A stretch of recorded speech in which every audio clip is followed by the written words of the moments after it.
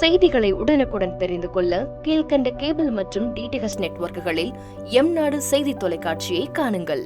பாதகம் செய்பவரை கண்டால் நாம் பயம் கொள்ளலாகாது பாப்பா.